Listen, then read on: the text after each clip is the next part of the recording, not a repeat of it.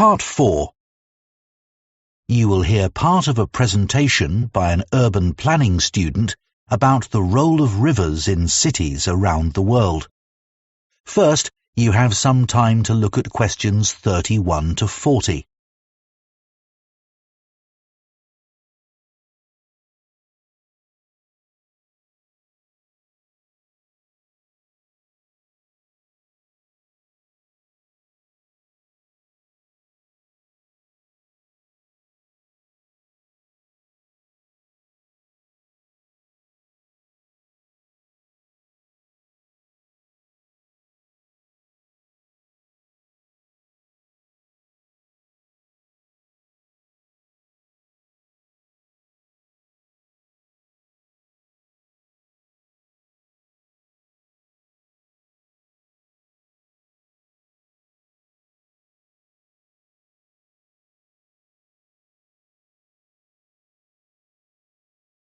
Now listen carefully and answer questions 31 to 40. It's quite hard to think of a city that doesn't have a big river running through it. If you think about the major cities in the world, Shanghai, New York, Mumbai, London, they're nearly all built on rivers. When these cities were established hundreds or even thousands of years ago, the rivers were a big part of people's lives. In 16th century London, the quickest way to get from one part of the city to another was by river.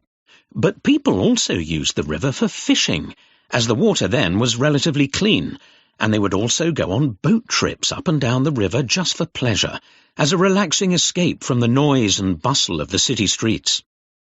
But as industries developed and populations increased, city rivers suffered. The rising number of people meant there was a huge increase in the amount of sewage discharged into the rivers. Rivers had always been used for this purpose, but when the number of inhabitants was so small, that wasn't such a problem. However, as cities grew to over 1 million inhabitants, the impact on the rivers became more serious. In addition, other types of pollution increased as factories were built beside the river and discharged their waste materials into the water. This got worse over time. As recently as 1957, scientists at London's Natural History Museum declared that the River Thames was dead in biological terms, as the water was too filthy to support any kind of life. But in recent years, as rivers lost their industrial function, cities have begun to recognize their true value and to take steps to clean them up. For example, the River Thames is now cleaner than it's been for 150 years.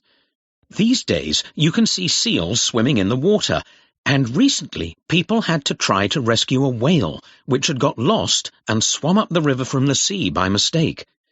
Unfortunately, they didn't succeed, but the problem was disorientation rather than the quality of the water. Then, all around the world, riverside areas are now seen as prime sites for development. Warehouses that were once used for storing goods are now being converted into expensive restaurants and also into apartments with river views, which are in great demand and sell for astronomical prices. In Los Angeles, on the west coast of the USA, an architect has plans to revitalize the banks of the river and to make a park there, which can provide facilities for sports as well as a natural environment for relaxing in. It's also hoped that the riverside can be used for other purposes. It's been proposed that facilities could be provided for displaying projects related to various kinds of art that have been produced by local people, for example. In the city of Paris, during the summer months of July and August, all the traffic is banned from the roads by the sides of the river, and the banks are transformed into beaches where people can relax in deck chairs under potted palm trees, sunbathe, or buy a drink or a snack while enjoying the view.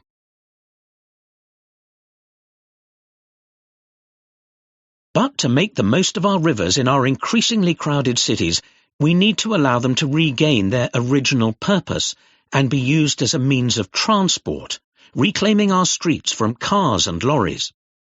To do this, we'll have to shift more traffic back to the river, but this time cleanly and silently, making the most of modern technology. Already, more than 2 billion passengers use the ferry to travel in cities around the world, like Istanbul, San Francisco, and New York, and these numbers are set to rise further. Admittedly, it's not a fast way of travelling, but neither is a car when it's stuck in traffic. Of course, passenger traffic on roads might decrease as more people start working from home, but another recent development, the huge rise in online shopping, has meant that another form of urban traffic just keeps on growing, and that's deliveries. Trucks and vans in the city pollute and double park while dropping off parcels. Imagine using the immense capacity of shipping to take these trucks off the road. One freight barge can replace 44 large trucks, uses far less energy, and causes less pollution. When the barge docks at the riverside, the parcels could be taken the last few kilometres to their final destination on cargo bikes, electric ones, of course. This is already happening in the Dutch city of Amsterdam, and in future, the final stage could even be carried out by drone, although at present this isn't allowed. Wouldn't it be great to unblock our city centres in this way? Looking further ahead... That is the end of Part 4. You now have 1 minute to check your answers to Part 4.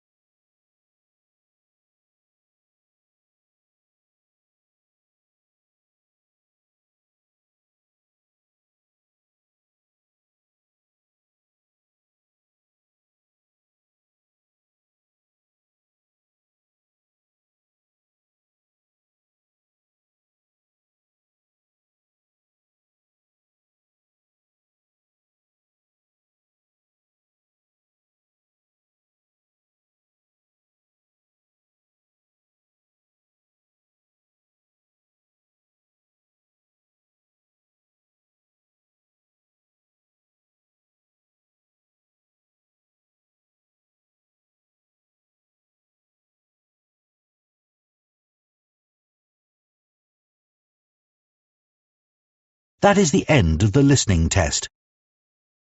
In the IELTS test, you would now have 10 minutes to transfer your answers to the listening answer sheet.